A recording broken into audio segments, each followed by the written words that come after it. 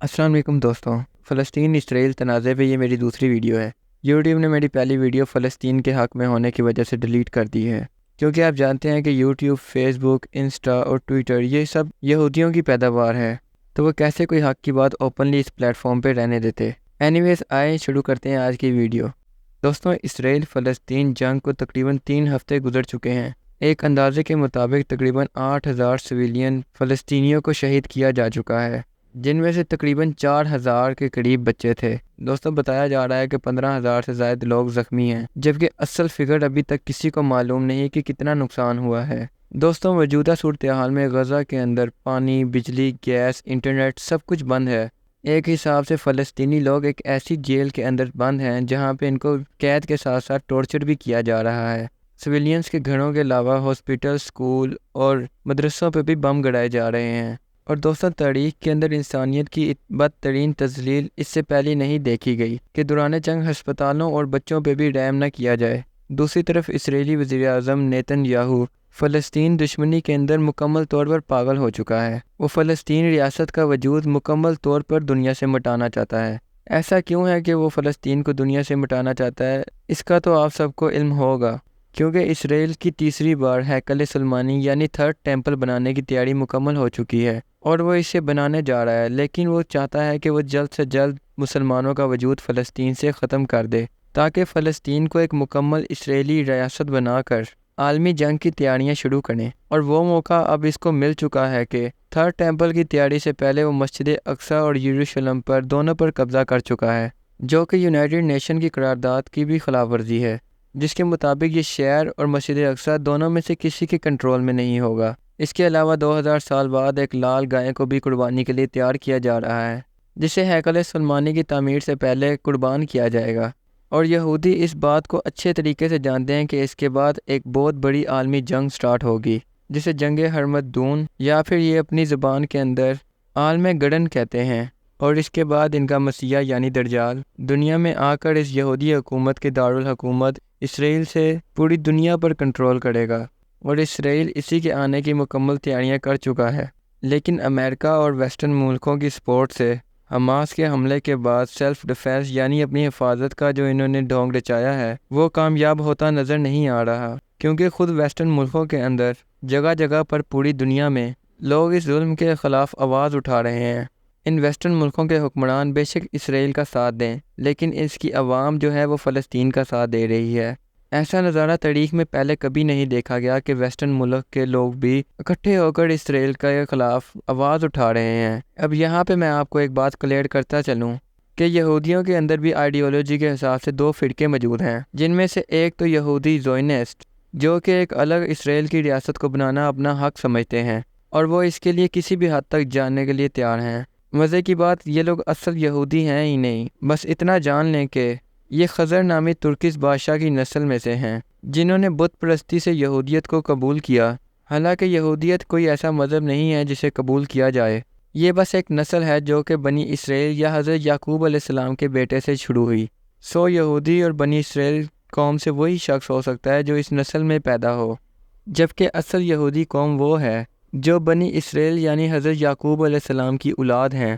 وہ اسرائیلی ریاست کے نہ صرف خلاف ہیں بلکہ مسلمانوں کے ساتھ ہونے والے ظلم کے اندر دنیا بھر میں انہوں نے کافی مظاہرے کیے ہیں۔ ان کا ماننا ہے کہ اللہ نے جب بنی اسرائیل قوم کو ایک الگ ریاست دی تھی تو ہماری بدعمالیوں کی وجہ سے پہلے ایرانی بادشاہ بخت نصر نے اور پھر ٹائٹس نامی رومی بادشاہ نے ہمیں ہمارے گھروں سے نکال کر دنیا میں در بدر ہونے کے لیے چھوڑ دیا، اور اس کے بعد ہم نے خدا سے یہ وعدہ کیا تھا کہ ہم اب اپنی کوئی نئی ریاست جو صرف ہم یہودی قوم کے لیے ہو کبھی نہیں بنائیں گے۔ پوری دنیا میں یہودی در بدر اس ملک کے وفادار بن کے رہیں گے، اور یہاں تک کہ ان کا مسیحیت دنیا میں آ جائے اور ایک اللہ کا دین موجود ہو۔ دوستوں، مسلمانوں اور یہودیوں میں اس مسیحا کو لے کر کوئی نہ کوئی اختلاف چلتا رہتا ہے کہ وہ کون ہوگا، پر اس بنیاد پر ہم ایک دوسرے کے دشمن نہیں بن سکتے۔ آپ خود سن لیں کہ ایک اصلی یہودی ربی کا انٹرویو کے دوران کیا کہنا تھا۔ We hurt, we cry with the Palestinians. We are humiliated because the Zionists took our religion and they're using it as a tool to occupy, to intimidate, to silence other people, because if you speak up against them, you're called anti-Semitic. So the religious community دوستوں یہ بات sense بھی بناتی ہے کہ جو قوم ذلیل ہو کر دنیا میں در بدر ظلم اور سختیوں کو برداشت کرتی رہی، اس کے اقتدار میں آنے کے بعد اس نے خود لوگوں پہ وہی سختیاں شروع کر دیں۔ ایران کے بعد ٹرکی دوسرا وہ اسلامی ملک بن گیا ہے جس نے کھلم کھلا فلسطین کی حمایت کی ہے، اور ٹرکی کے وزیر اعظم طیب اردگان نے کھلم کھلا اسرائیل کو وارننگ دی ہے تو 3 دن میں ہم اسرائیل کا وجود اس دنیا سے ختم کر دیں گے۔ دوستوں یہ اپنے آپ میں ایک بہت بڑی اور حوصلے کی بات ہے کہ پوری دنیا امریکہ اور ویسٹرن ملکوں کے خلاف کھڑے ہو کر یہ بیان دینا کہ وہ اسرائیل کو وجود سے ختم کر دیں گے۔ یہ واقعی بہت بڑا ہمت کا کام ہے جو ریسنٹلی طیب اردگان نے کیا، جو کہ ان سے امید بھی کی جا رہی تھی۔ دوستو طیب اردگان نے ترکی کے لوگوں کو فلسطین کے ساتھ کھڑے ہونے کے لیے خود درخواست کی، اور طیب اردگان کی ایک درخواست پر ترکی کے 15 لاکھ لوگ باہر نکل آئے اور فلسطین کے حق میں نعرے بازی کی۔ یہ اب تک کا دنیا میں سب سے بڑا مظاہرہ ہے جو اسرائیل کے خلاف ترکی کے لوگوں نے کیا۔ ترکی کے لوگوں سے بات کرتے ہوئے طیب اردگان نے یہ بیان دیا کہ ہم نے دنیا کے بڑے بڑے ملکوں کو تاریخ کے اندر سبق سکھایا اور اب اسرائیل کی باری ہے۔ میں پورے مغرب کو مخاطب کر کے کہتا ہوں کہ اے اہل مغرب، تم حلال اور صلیب کے دوران ایک بار پھر سے جنگ شروع کرنا چاہتے ہو؟ جان لو کہ ہم جنگ کے حق میں نہیں ہیں، لیکن مزید فلسطینیوں کا ہم خون نہیں بہنے دیں گے، اور یہ بھی جان لو کہ دنیا کے باقی ملک تمہارے قرضدار ہوں گے لیکن ترکی نہیں، اور ہم اپنے فلسطینی بھائیوں کے لیے کسی بھی حد تک جانے کے لیے تیار ہیں۔ ہم لوگ خون خرابہ نہیں چاہتے تھے، اسی لیے اس کو برداشت کیے رکھا، لیکن اب بہت ہو گیا، اب ہم مزید اس ظلم کو برداشت نہیں کر سکتے۔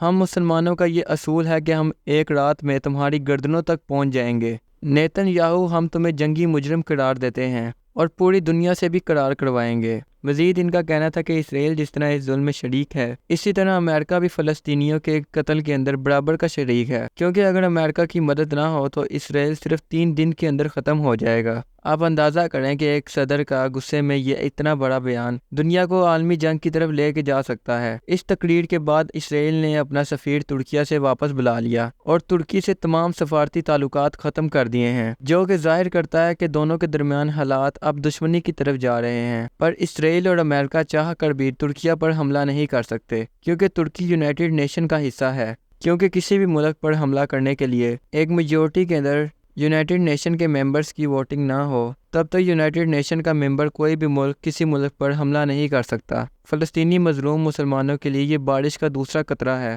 جو کہ اس سے پہلے ایران نے جرأت اور ہمت کر کھلم کھلا اسرائیل کو دھمکی دی کہ وہ اس کا وجود ہی دنیا سے مٹا دیں گے، اور اب کے بعد ترکی نے یہ جرأت کی ہے۔ اگر اسی طرح سے دنیا کے تمام بڑے اسلامی ملک جن میں سعودیہ عربیہ، پاکستان، قطر، UAE، چین، رشیا، افغانستان، جو کہ اس سے پہلے صرف مذمت ہی کر چکے ہیں، جو کہ مل کر اگر ایک پیج پر آ جائیں تو یہ جنگ مزید 1 دن بھی نہیں چل سکتی۔ چلو غیر مسلم ملک اپنے فائدے کے لیے اس کی حمایت کر سکتے ہیں، لیکن افسوس ہے کہ مسلمان ملک بھی ایران اور ترکی کی طرح کھل کر سامنے آنے سے کترا رہے ہیں، کیونکہ اللہ کے رسول حضرت محمد صلی اللہ علیہ وآلہ وسلم نے آج سے 1400 سال پہلے ہمیں اس کی وجہ بتا دی تھی کہ ایسے لوگ وہن کا شکار ہو جائیں گے، یعنی دنیاوی دولت سے محبت اور موت کا خوف۔ ان مسلمان حکمرانوں کو یہ لگتا ہے کہ انہوں نے دنیا میں جتنی بھی ترقی کی ہے، جتنی بھی پیسے کمائے ہیں، یہ جنگ کے اندر شامل ہو کر سب کچھ تباہ ہو جائے گا۔ اب ان کا خود کا گھر بچا ہوا ہے تو ان کو باقی کسی سے کیا لینا دینا ہے۔ حتیٰ کہ تمام مسلمان جانتے ہیں کہ مسلمان امت ایک جسم کی طرح ہے، جسم کے کسی ایک حصے کو درد ہو تو گویا پوری جسم کو ہی درد ہوتا ہے۔ پر ابھی تک یہاں پر کسی اسلامی ملک کو فرق نہیں پڑ رہا سوائے ترکی اور ایران کے۔ یہ خود غرضی اور وہم ان کو بیانات اور خود غرضی سے آگے نہیں بڑھنے دیتا، جبکہ غیر ترقی یافتہ ملکوں کے اندر یا تو یہودی اور امریکن لوبی ایکٹیو ہے، یا تو وہ امریکہ اور اسرائیل کے مقروض ہیں، جن میں پاکستان، انڈیا اور افغانستان بھی شامل ہیں۔ پر آپ اندازہ لگائیں کہ یہ بندہ اتنا ضدی ہے کہ اس نے اتنی دھمکیوں کے باوجود بھی اسرائیلی ٹینکوں کو غزہ کے اندر اتار کر بمباری جاری رکھی ہوئی ہے۔ حماس کی جانب سے ان ٹینکوں پر حملے بھی کیے گئے ہیں۔ اسی خوف کی وجہ سے یہ لوگ آگے نہیں بڑھ پا رہے، اور اس کے برعکس اسرائیل دنیا کو یہ بتا رہا ہے کہ ہم سویلین آبادی کو نقصان نہیں پہنچانا چاہتے، اسی لیے ہم نے یہ جنگی پیش قدمی روک دی ہے، اور مزید اگر ہم جنگ بندی کا اعلان کرتے ہیں کہ یہ ایسے ہوگا جیسے حماس کے سامنے ہم نے ہتھیار ڈال دیے ہیں، جس سے لگتا ہے کہ یہ جنگ عالمی جنگ کے اندر بدل سکتی ہے۔ اللہ کرے کہ فی الوقت ایسا نہ ہو۔ اگر ایسا ہوتا ہے تو دنیا کی آبادی اس قدر زیادہ ہے کہ اس سے پہلے کی دونوں عالمی جنگوں کو اگر ملا لیا جائے تو اس سے بھی کئی گنا زیادہ لوگ اس تیسری جنگ میں مارے جائیں گے۔